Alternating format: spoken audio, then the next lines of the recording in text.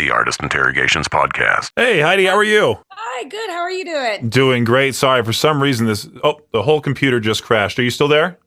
Yep. Okay, for some reason the whole screen went black, so we're off to a great start here.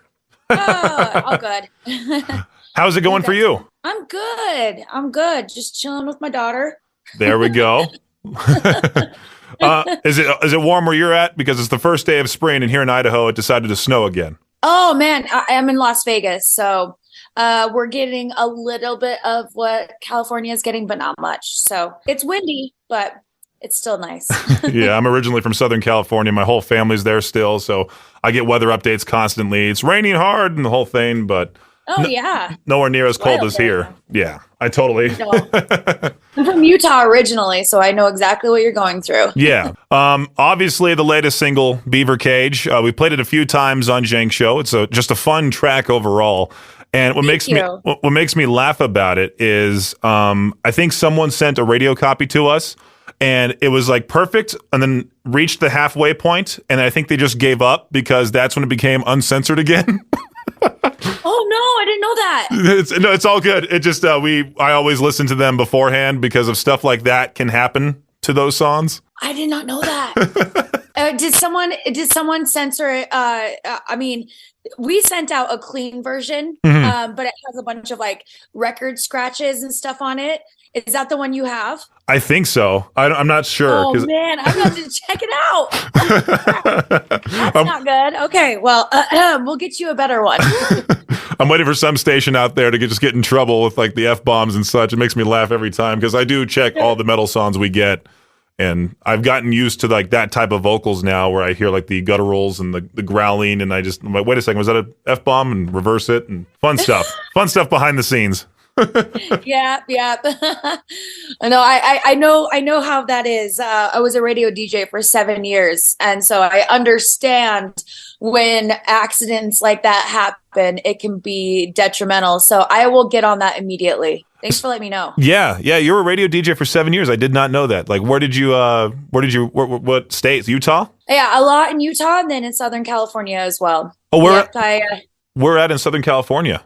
It was for Playboy Radio for Sirius XM. Well, Very it was cool. before Sirius and XM merged. It was a long time ago. I gave that up a long time ago. Someday I'll hopefully go back to it, but for now I'm enjoying my career. So I was gonna say you have Butcher Babies. You're taking off with that. I mean, you guys have been around since 2009, which is phenomenal, and to continue the journey to making music and such. I'm shocked. Which like I know it's like you and Carla, best friends, going on the road.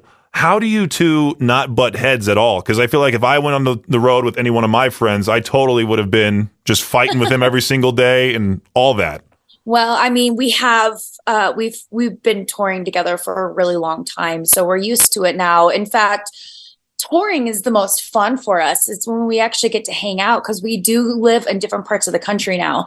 Whereas when we used to live by each other, we would go to the gym together every day, go get smoothies together every day. But now when we get together on the road, it's just pure celebration because we actually get to hang out together. But we're best friends with our whole band, so of course, people butt heads. And I say it like this, like Carla and I are more like sisters. And so we'll butt heads like sisters, but we'll love like sisters as well. But I think butting heads is just normal in any band. And luckily, we don't do it a lot. I think that's contributed to the longevity of our band. We really, really respect each other. We always say this, first things first, we're friends.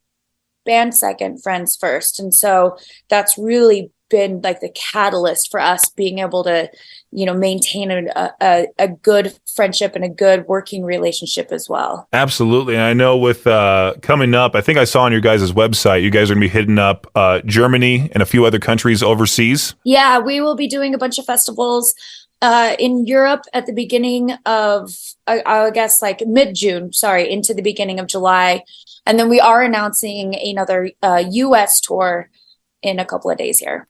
I know with like going someplace overseas like Germany and all the other countries I saw listed over there, what exactly do you guys do like outside of the show? Do you guys enjoy the scene itself out there in Germany and whatnot? Oh, yeah. Oh, everywhere. So last year we were on tour for 6 months straight. And half of that was, well, we were in Europe, then we came and did a US run, then we went back to Europe.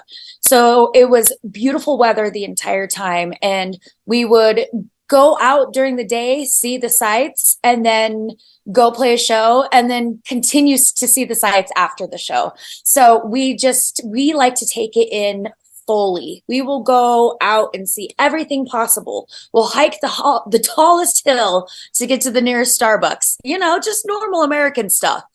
Yeah, I'd be grabbing like every souvenir I could, because I every time I go to some sort of like gift shop, I'm always trying to find like a fridge magnet. I got one from Butte, Montana when I was going there, Salt Lake City, of course.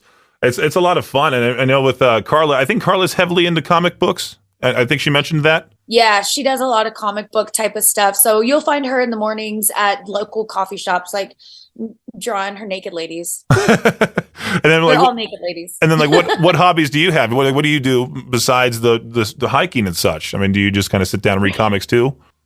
No. I'm more of a sleeper. So on tour, I really have to sleep a lot for my vocals to recover. I can't really take out my voice and put it in the trailer. So I sleep a lot. That's the number one thing to preserve a voice on tour is sleeping.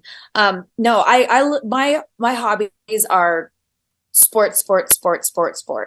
And so anytime I get a chance to do anything physical on tour, that's where you'll find me. Sleeping or at the gym. What sports are your favorite? Well, I was a junior Olympian actually in track and field. So, anything that has to do with anything like that, that's my go-to steez. But watching sports, everything.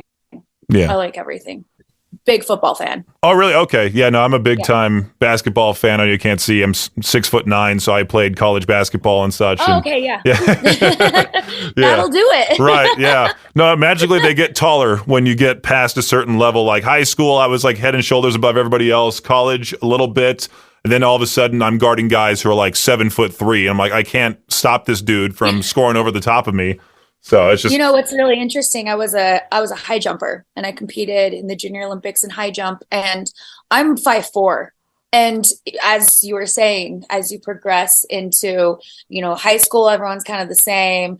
College was a little bit different, but when I competed in Russia, those women are all 6'5", and so they're just like sitting over the bar, and I'm like, like they call me twinkle toes because I would just twinkle my toes right over the top of it. So I do understand that as you progress further along, people get magically taller. Right. And the high jump, you just gave me flashbacks to like middle school when we had to do that for PE, and I completely got the form wrong, and I would somehow like jump the wrong way and like almost not land on the pad.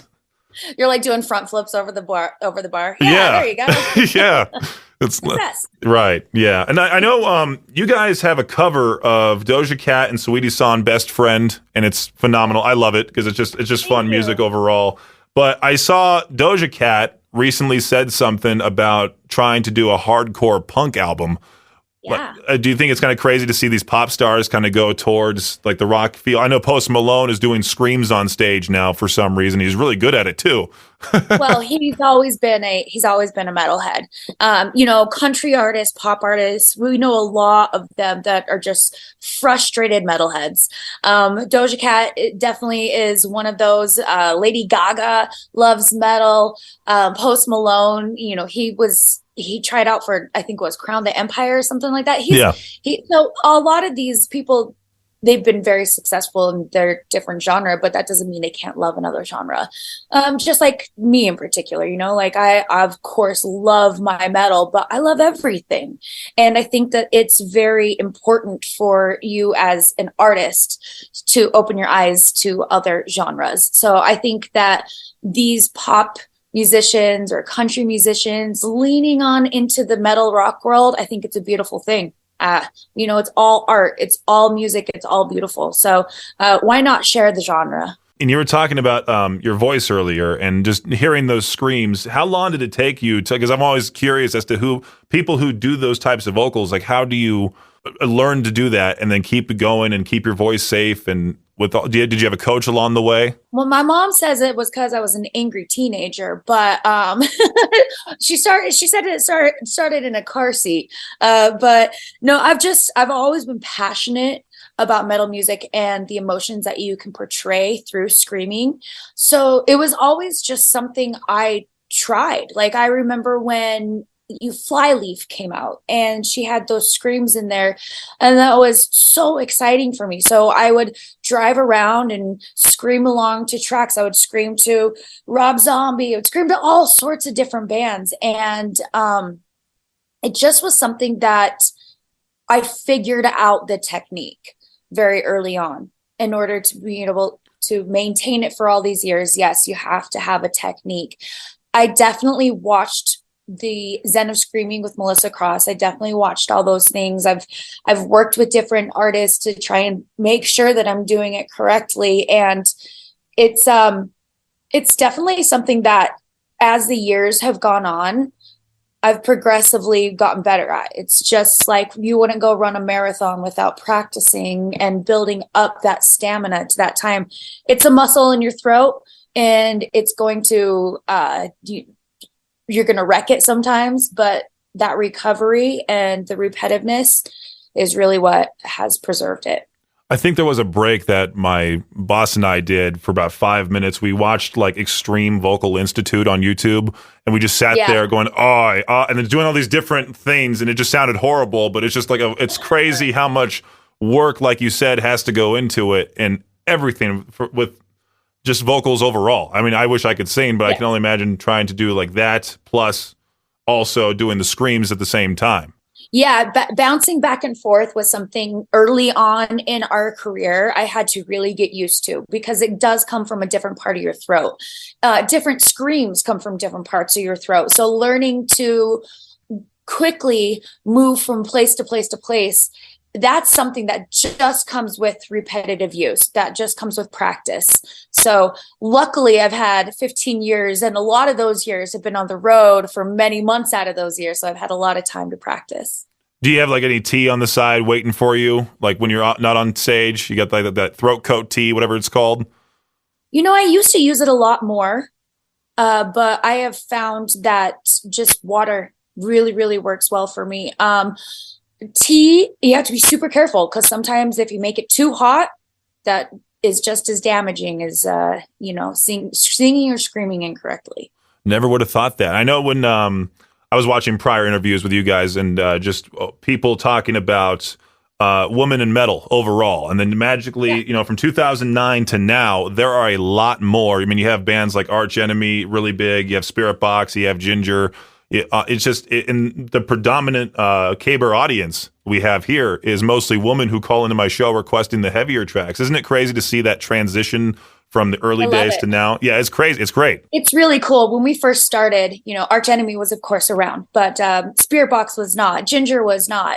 All these bands have really come together and really built each other up, and we've really created like this girls club. And not like no males invited, but it's awesome because we build each other up and we support each other, especially, thinking about 15 years ago, there weren't a lot of us. And so like we celebrate that there's more and more and more of us together. 100%. And just wanted to say thank you very much for joining me today. I know probably have to get going here soon, but I know Beaver Cage, the latest single, it's the lead up to, what is it, your fourth studio album? Yes. Yeah, it's actually going to be a double album. We recorded most of it, well, half of it in 2019 with the anticipation of releasing it in 2020. But of course, we held back on that. And so you're going to hear stuff that we recorded and wrote in 2019, and then stuff that I just got a single today in my inbox from the producer we're just finally finished with it. So this album is going to be a double album spanning 4 years, and it's going to be this summer. So very, very excited about it. Yeah, it's going to be great to see that, plus the U.S. tour announced. And like I said, just thank you so much, Heidi, for joining me today. Really appreciate you taking time to talk to the station here in East Idaho and everything. Thank you. Appreciate you. Have fun in Idaho. Hey, thanks. You have fun in Vegas. See you up there sometime soon. Great. I'd love to see you. All right. Bye. Bye. Interrogations podcast is a production of Riverbend Media Group. For more information or to contact the show, visit riverbendmediagroup.com.